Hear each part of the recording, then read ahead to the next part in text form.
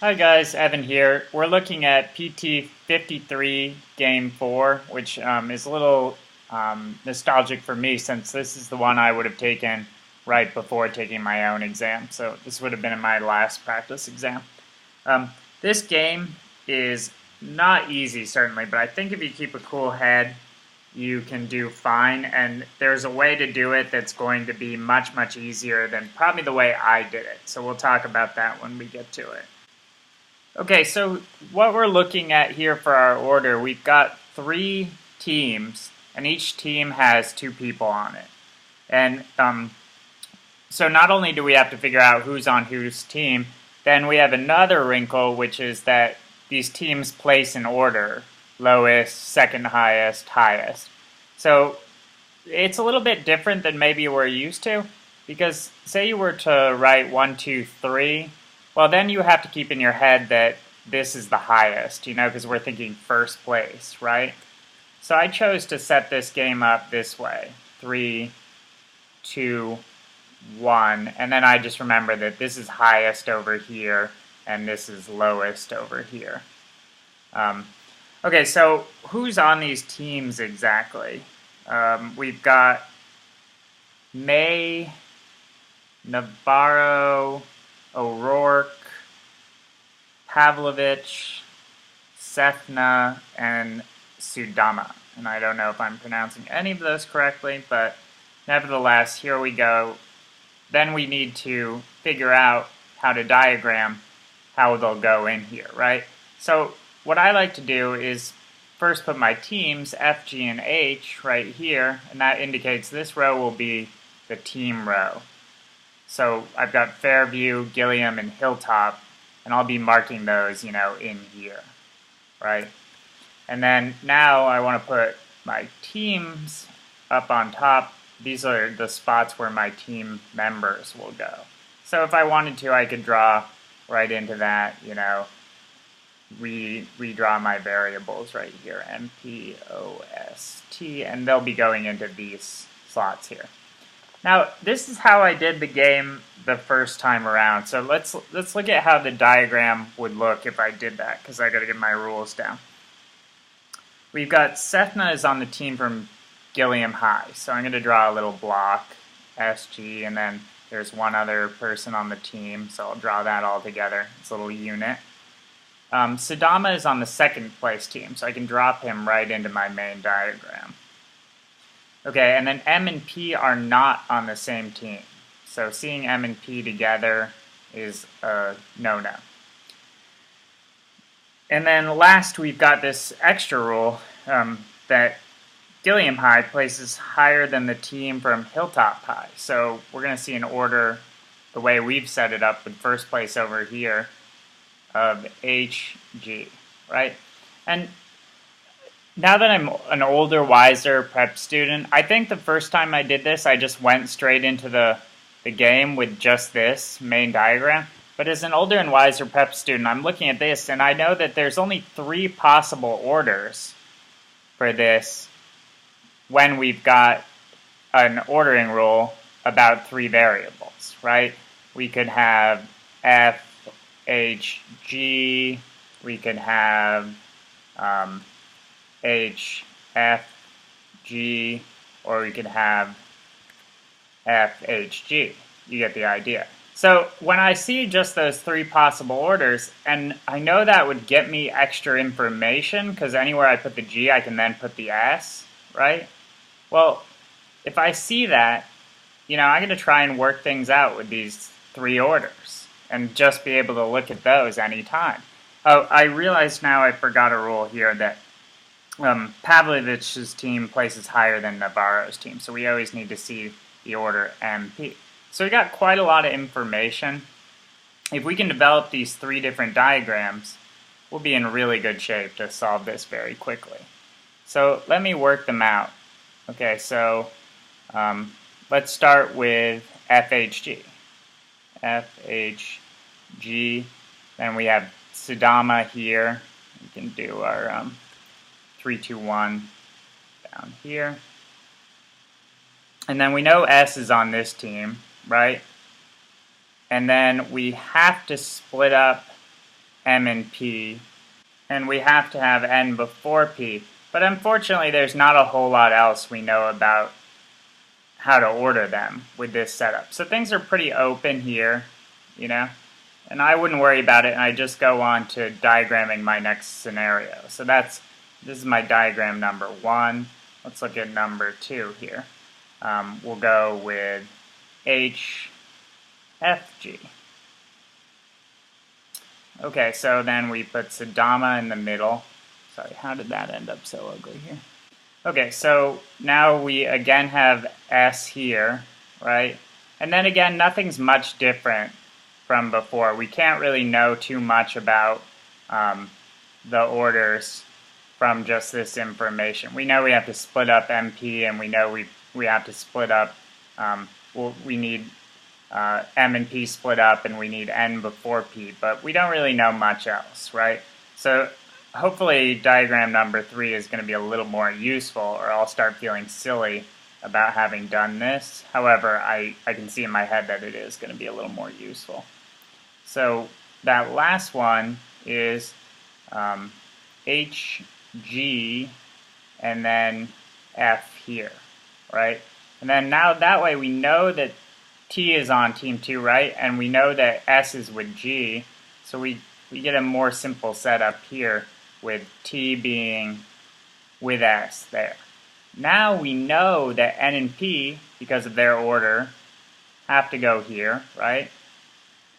And then that follows that rule. Then we have to split up M and P, and then the last person, O, gets dropped in. So whenever we see this order, H, F, G, F, our order is already completely determined. And I think it's really good to have that worked out before you go into the problems. Okay, so even though that looked like it took a long time with us working through it, I think that happens very, very quickly if you're doing it on your own, and you're going to be better prepared for the game at this point. Okay, so we're going to skip the acceptability question, number 18. You just do that the same way you do any acceptability question, which is you take your rules one at a time and see where they're violated. You'll be left with just one answer choice standing. So let's get on to the real meat of the game here. If 19 asks us if P is from Hilltop High, so we've got P from Hilltop High, what could be true in that scenario? And you know, obviously P is not on Hilltop High here, so that's out. And what if we put P on the Hilltop team here? Well, then we're in violation of this rule, right? There'd be nowhere for N to go. N has to rank lower than P on a lower team than P. So the only place we could possibly put P together with H is in our scenario number 1 up here. And then we can fill in the order pretty quickly. We've got N, P, and we don't know where M and O are exactly, but they fill up the remaining 2 spots. So it should be really easy to answer the question from here.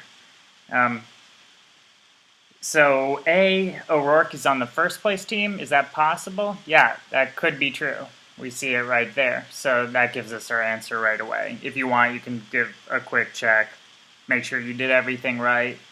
P is on the first place team. No, that's not possible. Remember, we're just operating up in this diagram here. And then May is on the second place team. Nope. Cross that off. Navarro, second place. Nope.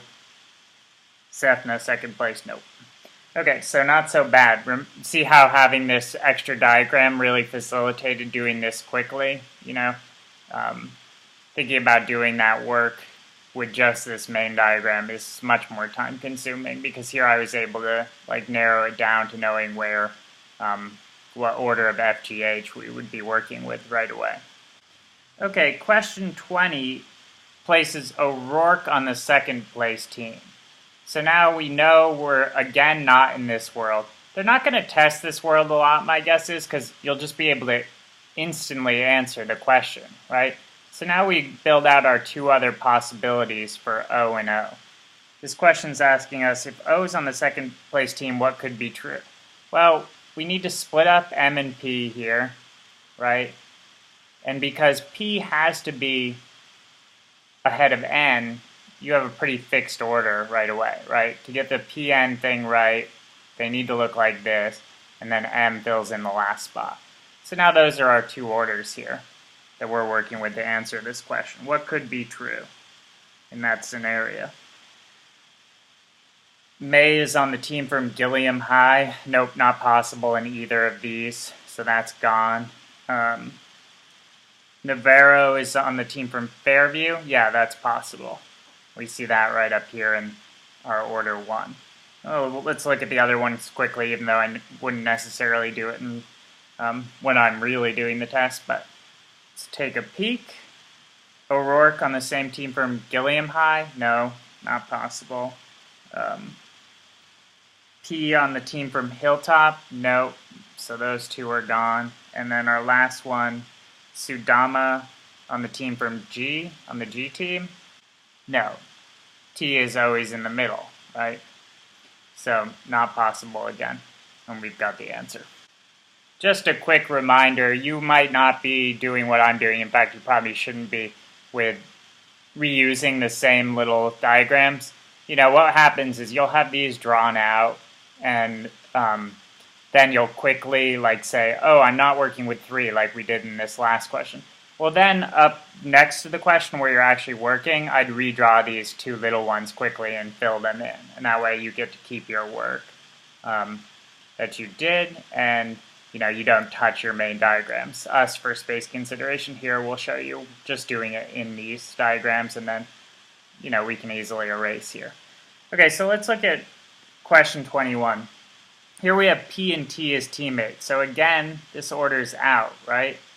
And this is very much like last question. P, T as teammates, and we're trying to figure out how many individuals can it be exactly determined where his or her team places. So we've got T and P, right? And then we know N has to go here, right? N. And then our remaining guys, M and O, are split up. So we've already seen this order before. So it can be completely determined which team they place on for 4 of these variables, N, P, T, and S. M and O, we can't really know where they go exactly. They just alternate between these 2 spots. And that gives us a correct answer of C. On to 22. Here we have May on, for 22 we have May on a team higher than the Hilltop team. So again, we know this order is out because May is in Hilltop there, right? So now what could be true given that? So that puts May right here. Then we know we have to split up N and P. We should be getting used to handling that now. And then the last person's O. Here it looks a little trickier. There's 2 possible places for May, right? We could have May here and P split up and then O, or we could have, let's start with that order again, F, H, G. Now we could have May here and then P, N, and O.